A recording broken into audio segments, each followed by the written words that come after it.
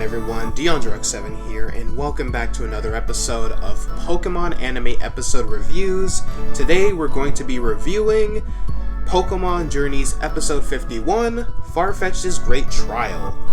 Now before we start off this video, I would just like to point out that a huge chunk of you guys are still not subscribed to the channel, which I don't know what that's all about. I mean, if you guys are enjoying my content every single day, why not subscribe? And also click that bell icon so that way you guys will be notified whenever I upload a new video.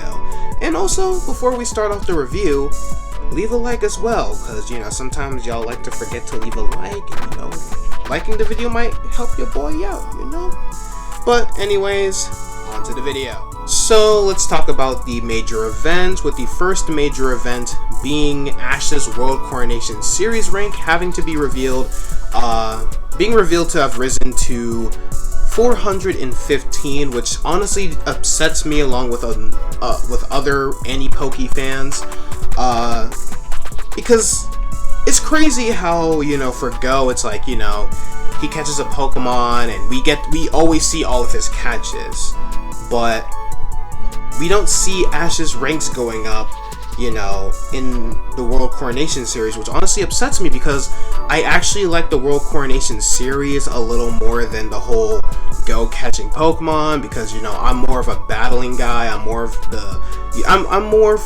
watching Pokemon for the battles, and it upsets me that we don't get to see these battles that Ash is in. I don't care if it's just some side character or character of the day we're never going to see again. What matters is that I would love to see these matches go down. Now, of course, another event is Go catching Geodude. I mean, honestly, don't really care for that. I mean, of course, Geodude is one of my favorite Pokemon, along with its evolution Graveler. Don't really care about Golem, but, Go caught it. Wasn't really an important catch. It's just whatever. Now here's what I wanted to talk about. Ash battles Genba in the World Coronation Series match and wins, bringing his rank to 381, and his Farfetch'd is revealed to have known, it's revealed to know Fury Cutter and Focus Energy, so those are some pretty good moves. So his current moveset is Brutal Swing, Night Slash, Brutal Swing, Fury Cutter, and Focus Energy, which Focus Energy increases the critical hit, and Farfetch'd knows Night Slash, which is a move that has a high critical hit ratio. So maybe they might actually address the whole Farfetch'd evolves by getting 3 critical hits in one battle thing. Maybe they might implement that into the anime. I was just thinking that maybe he's gonna battle Wickstrom or something, and it's just gonna end up evolving randomly. But maybe they might actually incorporate the whole critical hit evolution method. I really can't wait to see what they have in store for us. And that battle with Genba, honestly, this was a battle I needed to see. This episode, this is one of my favorite battles in the series so far, because we got to see Farfetch'd actually doing stuff now. Now, I was afraid, every time they kept showing Farfetch'd getting, slammed into the rocks and stuff, I was afraid that maybe Farfetch'd just lost just like that. But they actually managed to make this whole episode about Farfetch'd's battle here, and honestly, this battle was awesome. This battle was awesome. I loved everything about it, and even though it was just a filler battle, meaning, not really a filler battle, because this was actually an important battle, because it showcases how Farfetch'd battled. It gave us information about how Farfetch'd, how he rushes into things. He doesn't exactly, sometimes he does things against Ash's orders and stuff like that.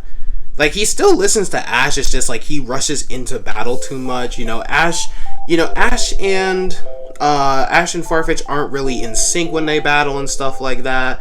So this whole battle was just awesome. Very cool moment in Pokemon Journeys. Oh my gosh. We need more battles like this. I hope this quote-unquote season we see more battles focused on the World Coronation Series. It's not just, a bunch of Go catches and Chloe episodes, and then Ash is just like, oh hey, I'm in the ultra ball ranking now. Let's battle some strong trainers. So I'm hoping we get to see more World Coronation Series, which I'm kind of disappointed with the next episode, with it being a filler episode about Diglett. Not really looking forward to that episode, by the way. But I am pretty excited to see what is in store for Ash and my boy Kamon, his Farfetch'd. So my opinions on the plot here, or my opinions on the episode here. This was a very solid, if belated, episode for Farfetch'd, for my boy Kamon. You know, finally giving his character proper shape and direction, offering a solid clash between two powerful Pokemon that does well to show us what the fighting type is capable of, while at the same time planting the seeds, my bad, for something longer, even with a rather annoying off-screen surge in Ash's rank. This was a very solid episode to bring the Pokémon World Coronation Series back to the forefront, because like it's been a hot minute since we've heard about it. Now let's talk about the characters now. I loved Ash and Farfetch'd. You know, finally we got some focus on like Ash's goal for the Pokemon journeys again, and I love that first scene where Ash is training all of his Pokemon. You know, Pikachu and Gengar being sparring partners, while Lucario and Dragonite are sparring partners.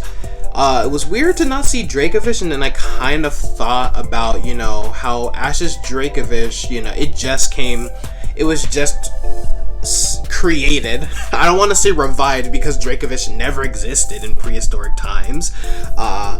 You know, because Dracovish, you know, it's kind of like a new species, think about it. And, you know, looking at Dracovish's actions in the last episode, I would say that Dracovish is kind of like a baby on Ash's team. Now, I know what you guys will say, but DeAndre, Ash's Riolu just hatched and it was already battling. Well, that's basically its whole nature. The whole point of Riolu and Lucario is that it has aura and that it likes to fight a lot. But Dracovish does not know what it's doing there. Like, he's like, whoa, why am I a fish head on the end of a tail? That's really what Dracovish is thinking. So Dracovish, he's essentially just a baby on Ash's team right now. But I'm hoping that, you know, in a future episode we see like Dracovish, you know, using Fish's Ren, and Ash realizes how powerful it is. But anyways, that's not really important. I also loved Ash and Farfetch'd's interaction, and I love how they set up the future character development for Ash's Farfetch'd, my boy Kamon, and that, you know, after Rinto defeated Ash with the false swipe, it's just like, oh, hey, Ash and Farfetch'd are gonna have like, they're eventually gonna work in sync. They're actually gonna work like true trainer and Pokemon. Like, it's like Farfetch'd listens to Ash, but like sometimes he likes to rush into battles too much and stuff like that, which can cause some problems and all that stuff. Because I noticed how Farfetch'd was ready to use Night Slash in one of the scenes, and Ash was just like, okay, I'm just gonna go with it, use Night Slash. So I cannot wait to see what's in store, and I cannot wait to see when my boy Kamon evolves, because I genuinely believe he will be evolving soon, and we get to see some Ash and Surfetch'd. And I never thought Ash would even get Surfetch'd. I thought Surfetch'd would go to another trainer or something like that, but no, Ash might be getting a Surfetch'd soon. Go is just go.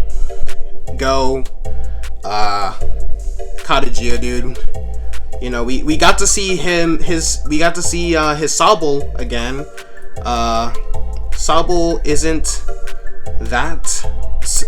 isn't that shy anymore, as I started to notice. Sobble, you know, I noticed Sobble, you know, riding on, you know, Cinderace and Go, because, you know, and I love Sobble and Cinderace's, you know, little relationship, how, you know, Sobble's basically like a little brother to Cinderace, so I like that.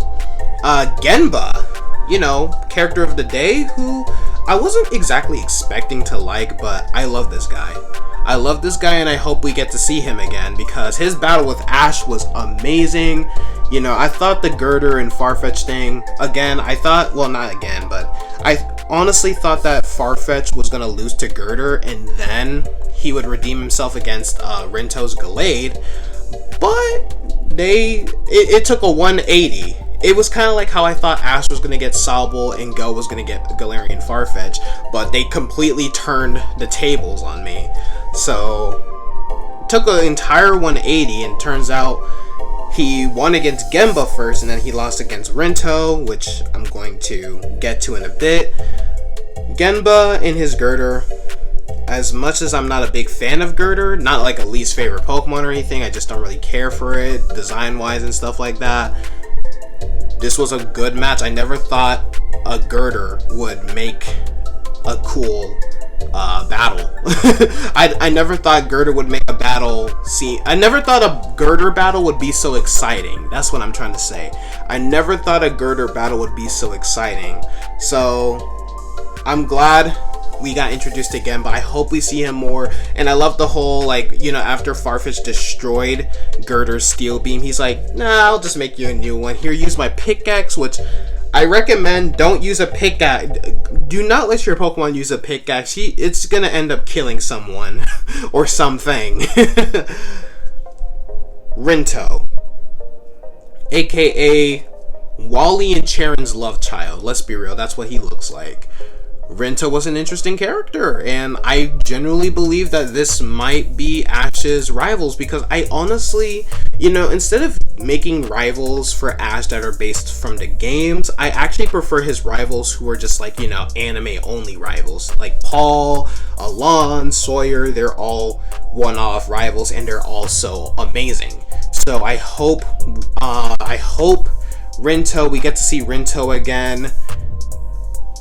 I'm sorry, I'm still at a disbelief that his Gallade went Ultra Instinct and then out of nowhere just one-shots Farfetch'd with False Swipe. I'm not gonna let that go. Now, I know some Bulbapedia articles and stuff like that are like, oh, he didn't really defeat Farfetch'd. It was just more like he defeated him without actually knocking him out or whatever. Nah, he defeated. In my head, he defeated him with False Swipe. That's just how powerful Rinto and Gallade are. So I really cannot wait to see what is in store. I really hope, well, obviously Rinto's going to be coming back, because, you know, that was just a foreshadow of, you know, what's to come. But I don't know. I'm just really, really hoping that Rinto comes back. He's not just a one-off character for Farfetch'd's arc. Or maybe he might be, because maybe Ash might have more than one rival in this series, since B is kind of like a rival.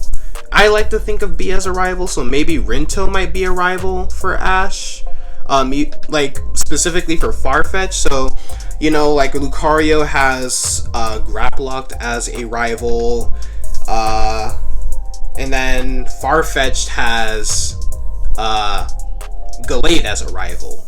So maybe that might be where this is going. I can't wait to see, because I don't know.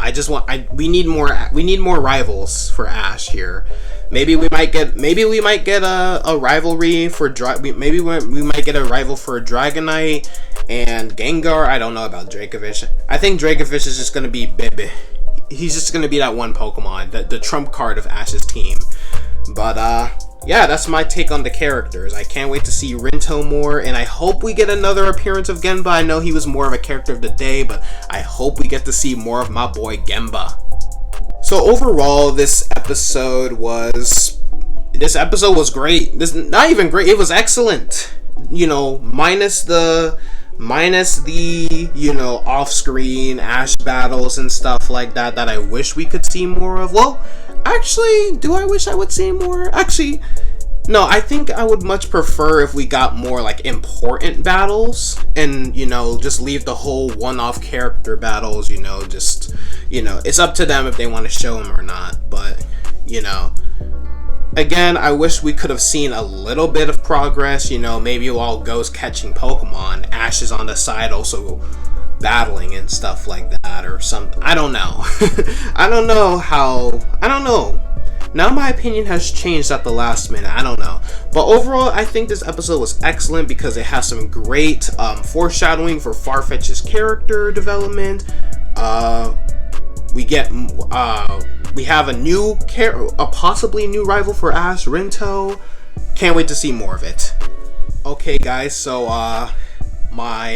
the light for my vlogging kit just died out, but anyways, that's going to be it for today's episode review, this week's episode review I should say. If you guys enjoyed this video, make sure you guys smack that like button. If you guys want more content, more content like Pokemon anime reviews and all that stuff, you guys are just interested in Pokemon content, I really hope you guys consider hitting that subscribe button and also ringing that bell. It's 100% free, and be sure to check out all of my other content. Until next time, only good, Chill Army.